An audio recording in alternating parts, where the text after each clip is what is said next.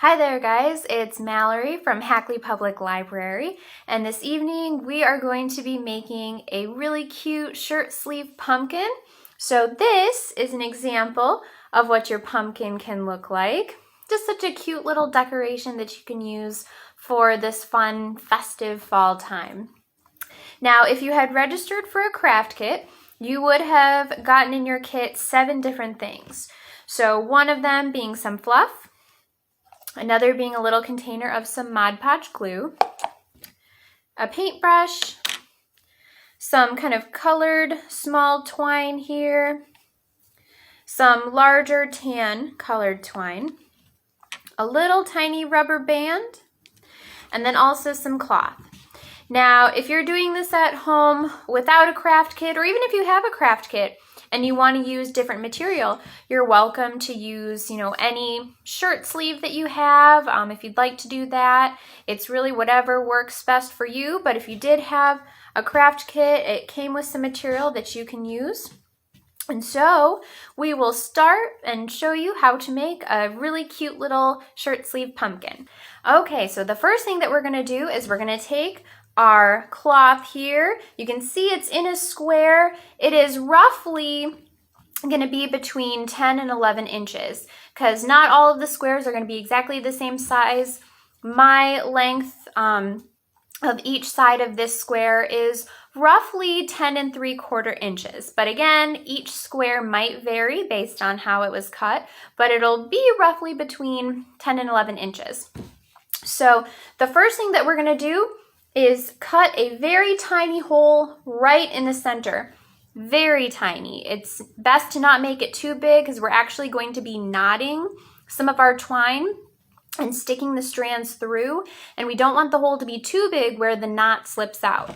So I'm just going to take my scissors, you're going to need some scissors, and just kind of fold it in the middle there, and then just do a very minor cut right in the middle.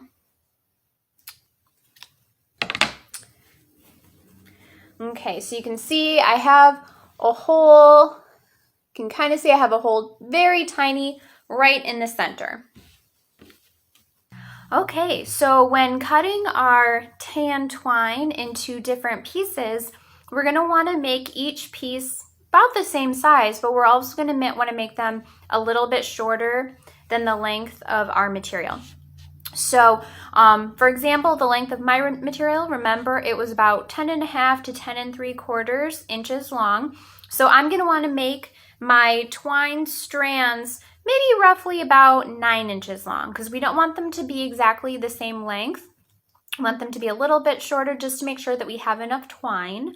However, if you do kind of lay out your twine on a ruler or even on your piece of cloth here and you find that you have more twine than necessary, you can definitely make your twine pieces a little bit longer. But I would suggest, if your cloth piece is roughly 10.5 to 10 3/4 inches, you can make your twine about roughly 9 inches, but just kind of ballpark it if you want. You just want to make sure that it's a little bit shorter than the length of your actual cloth piece. So we're going to cut them into 5 different pieces, and then you'll have the remainder for your stem. So now that I have my 5 twine strand pieces cut, what I'm going to do is I'm actually going to tie them together and knot one end of it. So I'm going to get the ends of all 5 pieces together like so. And then I'm just going to kind of twist it just to kind of get them tight together and just make a knot. And just a small knot because we don't want to use a ton of our twine, but just knotting it so that it can all be together in one piece.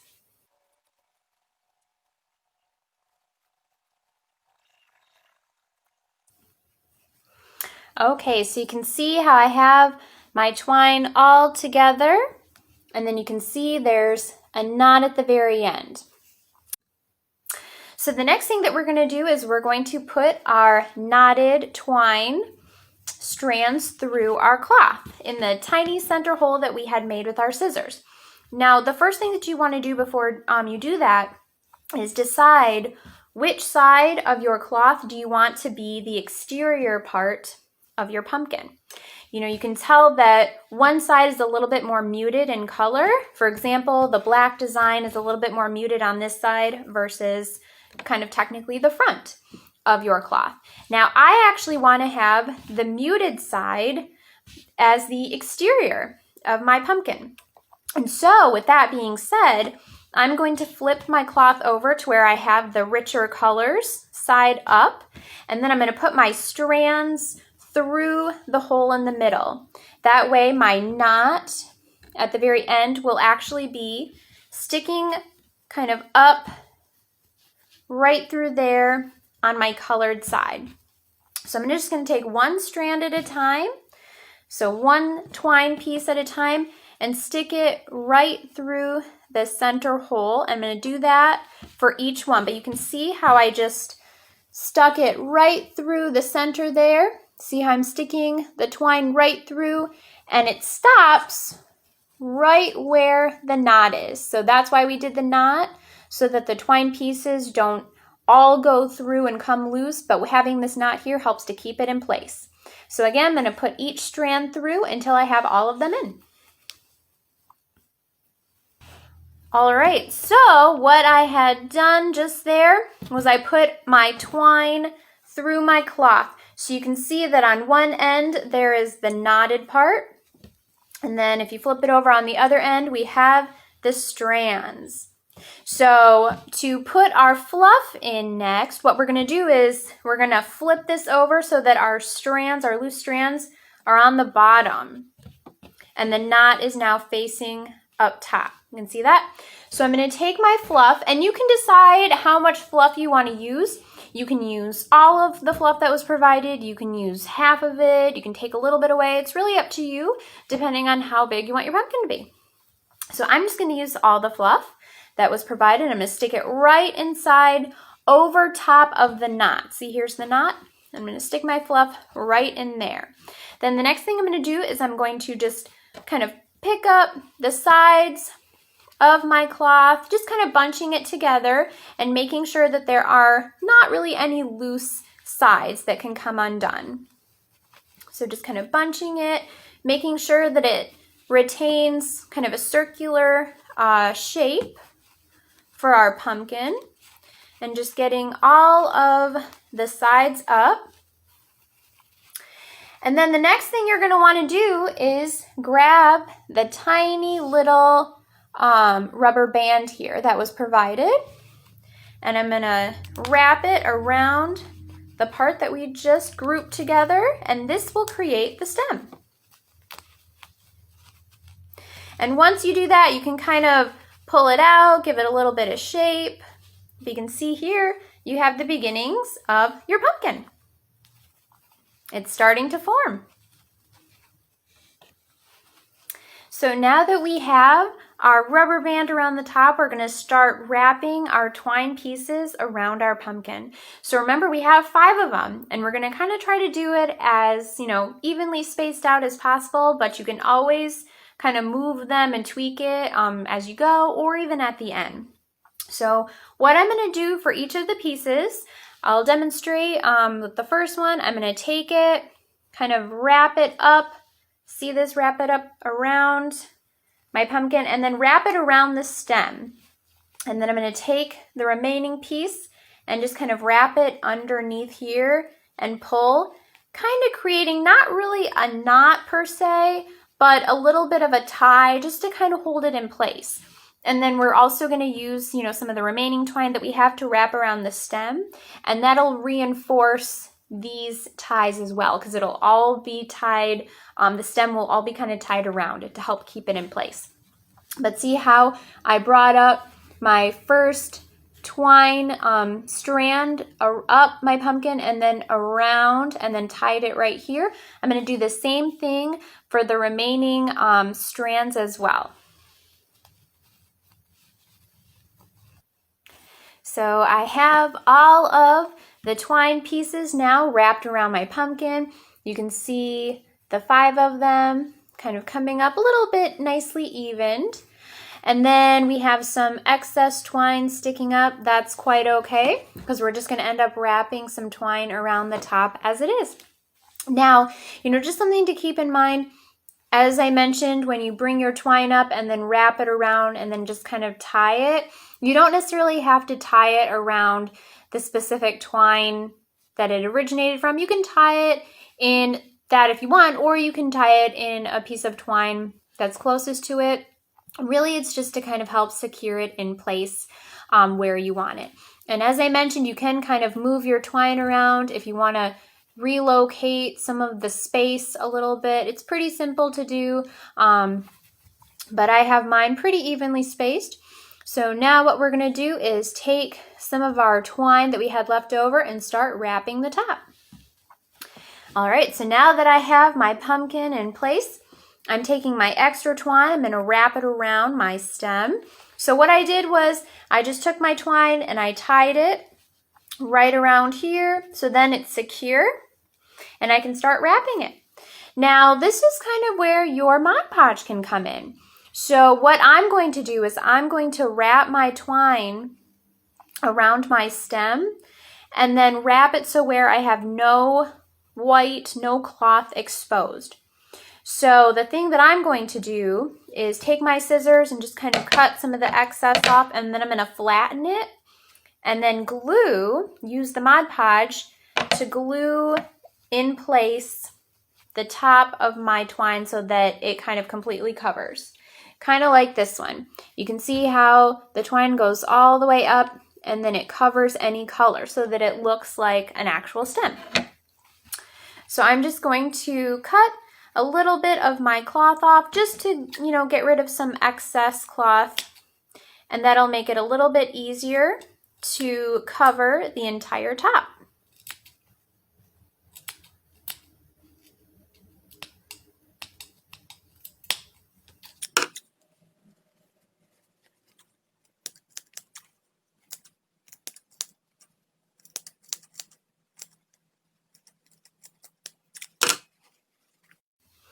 So now that I have the top kind of cut a little bit, I'm actually going to take my container of Mod Podge and my paintbrush and just dab a little bit of glue just to kind of secure the loose pieces of my cloth so that it's a little bit firmer and a little bit more easy to wrap my twine around.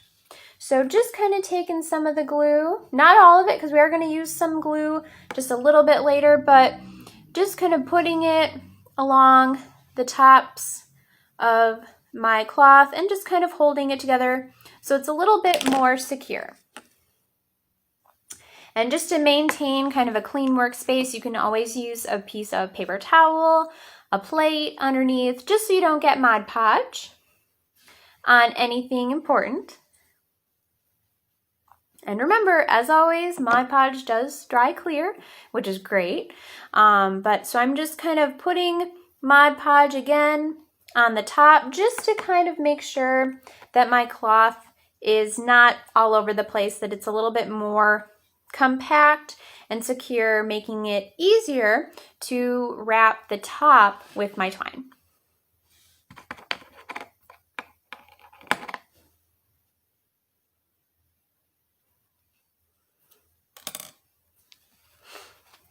Okay, so you can see I'm going to start wrapping my twine around the top here, and as I get closer, I'm going to push my cloth down and start wrapping it so that it completely covers any cloth.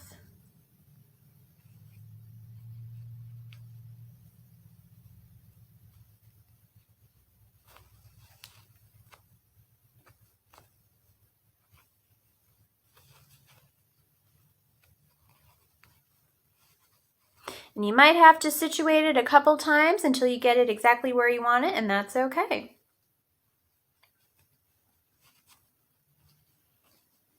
And then as I get closer to the top, I'm going to put a little bit more Mod Podge on the top right there so that it will hold in place the twine.